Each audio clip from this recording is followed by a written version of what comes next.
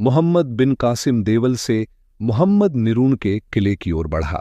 राजा दाहिर ने अपने लड़के जय सिंह को नीरू के एक पुजारी के अधीन छोड़कर ब्राह्मणाबाद आने का आदेश दिया।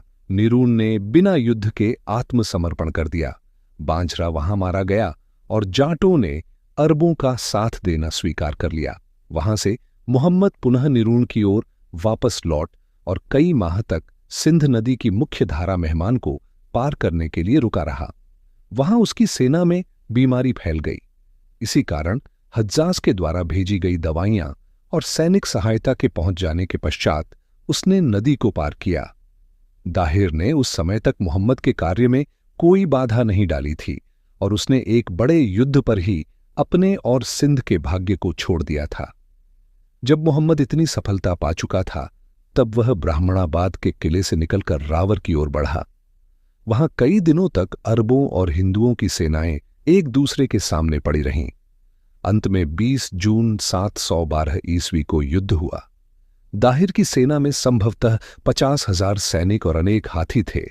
दाहिर ने बड़ी बहादुरी से मुकाबला किया।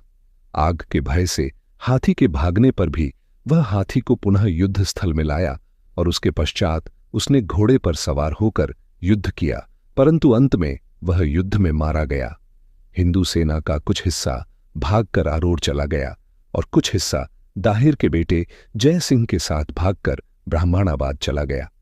रावर के किले की रक्षा दाहिर की पत्नी ने की, परंतु अंत में रानी बाई और उसकी सहयोगी स्त्रियों ने आग में जलकर अपने सतीत्व की रक्षा की। जय सिंह के नेतृत्व में ब्राह्मणाबाद के सैनिकों ने भी वीरता से अरबों के आक्रमण का मुकाबला किया, परंतु अंत में उनकी भी पराजय हुई।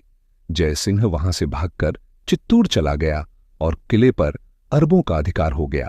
वहां पर मोहम्मद को दाहिर की संपूर्ण संपत्ति, उसकी एक अन्य पत्नी लाड़ी और उसकी 2 कुंवारी पुत्रियां सूर्य देवी तथा परमाल देवी को खलीफा की सेवा में भेज दिया गया।